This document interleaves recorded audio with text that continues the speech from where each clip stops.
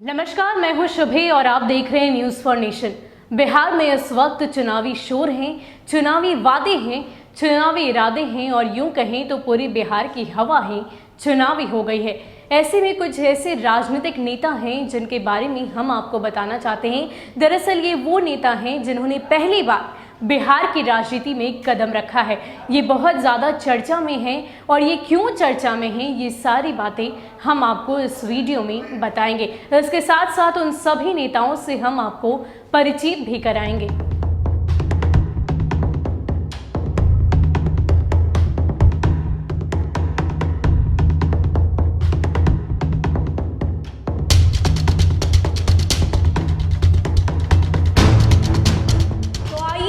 कुछ परिवारों के बारे में आज हम आपको बताते हैं। सबसे पहले अगर हम बात करें तो उम्मीदवार हैं शुभानंद सिंह। जो सियासी विरासत उन्हें मिली है वो है सदानंद सिंह से। कहलगांव सीट से इस बार कांग्रेस के दिग्गज नेता सदानंद सिंह चुनाव नहीं लड़ रहे हैं। उनके बेटे शुभानंद मुकेश इस बार मैदान में हैं। सदानंद 9 बार विधायक रह चुके हैं और उनके दबदबे का अंदाजा इसी बात से लगाया जा सकता है कि कहलगांव में 17 बार हुए विधानसभा चुनाव में से 12 बार कांग्रेस को जीत मिली है। सदानंद सिंह राज्य में सिंचाई एवं ऊर्जा राज्य मंत्री के पद पर रह चुके हैं और विधानसभा अध्यक्ष भी रहे हैं। वहीं अगर सदानंद सिंह के बेटे की बात करें तो उनके बेटे शुभानंद मुकेश अपना शानदार करियर छोड़कर राजनीति में एंट्री कर रहे हैं। टाटा स्टील में 19 साल की नौकरी के बाद अब वो पिता की विरासत संभालने के लिए कहलगांव लौटे हैं। अगर दूसरे उम्मीदवार की बात करें तो वो है श्रेयसी सिंह। बिहार के दिग्गज नेता रहे दिग्विजय सिंह की बेटी श्रेयसी सिंह इस बार चुनावी मैदान में हैं। गिद्धौर शाही परिवार से ताल्लुक रखने वाले दिग्विजय सिंह की राजनीतिक करियर की शुरुआत जेएनयू से हुई थी। दिग्विजय सिंह की मौत के बाद उनकी पत्नी पुतुल सिंह बांका से सांसद चुनी गई थी। साल 2019 में बांका सीट जेडीयू के खाते में चली गई। इस कारण वह निर्दलीय चुनाव में उतरी और इसी चुनाव में पहली बार श्रेयसी सिंह मां के प्रचार के लिए मैदान में दिखी थी। श्रेयसी सिंह इस बार जमुई विधानसभा सीट से चुनाव मैदान में हैं। श्रेयसी नामचीन शूटर भी हैं। कॉमनवेल्थ गेम्स के अलावा एशियाई गेम्स में भी अपना कमाल दिखा चुकी है। उन्हें अर्जुन अवार्ड भी मिल चुका है। दिल्ली के हंसराज कॉलेज से पढ़ी लिखी श्रेयसी अब अपने पिता की राजनीतिक विरासत को आगे बढ़ाती दिखाई दे रही है। वहीं अगर तीसरे उम्मीदवार की बात करें तो वो हैं चेतन आनंद और इन्हें जो सियासत में विरासत मिली है वो मिली है आनंद मोहन और लवली आनंद से।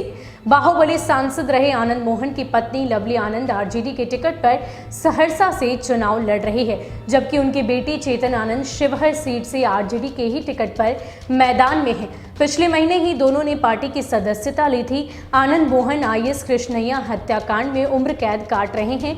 वो दबंग नेता हैं और 1993 में उन्होंने खुद की पार्टी बना ली थी। 1994 में लवली आनंद ने वैशाली से लोकसभा चुनाव जीता। 1995 में तो बिहार पीपुल्स पार्टी ने नीतीश कुमार की पार्टी से भी बेहतरीन प्रदर्शन किया था।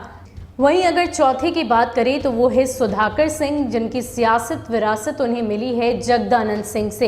इस बार आरजेडी ने सुधाकर सिंह को टिकट दिया है और जगदानंद सिंह अपने बेटी को जिताने के लिए मैदान में उतरेंगे।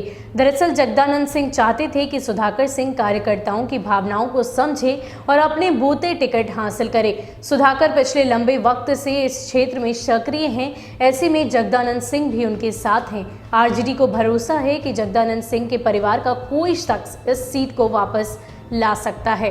पांचवें उम्मीदवार की बात करें तो वो हैं ऋषि सिंह और ये जो हैं इनको विरासत मिली है कांति सिंह से।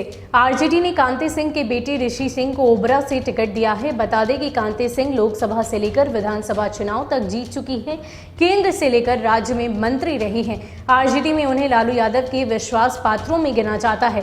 बहुत वक्त नहीं बीता जब सुशील मोदी ने प्रेस कॉन्फ्रेंस में आरोप लगाए थे कि कांति सिंह ने अपनी जमीन मजबूरी में लालू परिवार के नाम कर दी है।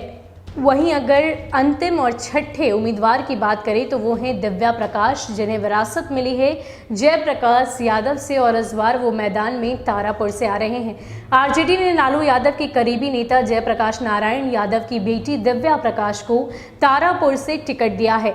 जयप्रकाश बिहार के बड़े नेता हैं, केंद्र और राज्य दोनों में मंत्री रह चुके हैं। मुंगेर और बांका से वह लोकसभा चुनाव जीते थे और यूपीए 1 के दौरान केंद्रीय मंत्री रहे थे। मुंगेर और आसपास के इलाके में उनका खास प्रभाव माना जाता है और तारापुर विधानसभा क्षेत्र मुंगेर में ही पड़ता है। दिव्या की अगर बात करें तो फिलहाल वो राजनीति में नहीं है, लेकिन उन्होंने बचपन से ही पिता से राजनीति के दांव पेच सीखे हैं। दिव्या जयप्रकाश की बड़ी बेटी हैं, उन पर पिता की राजनीतिक विरासत को आगे बढ़ाने की जिम्मेदारी है। पिछली बार तारापुर सीट से जेडीयू के प्रत्याशी चुनाव जीते थे।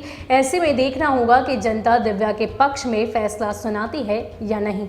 हमने आपको ऐसे 6 राजनीतिक नेताओं से परिचित कराया जो पहली बार चुनावी मैदान में उतरेंगे। हालांकि उनकी सभी की वो जो चुनावी विरासत है, जो राजनीतिक विरासत है, किसी को अपने पिता से, किसी को अपनी माता से मिली है। लेकिन अब ऐसे में देखना दिलचस्प होगा कि अब इनको लेकर जनता क्या फैसला करती है, उनके पक्ष में रहेगी या विपक्ष में, ये तो चुनाव का रिजल्ट ही बताएगा।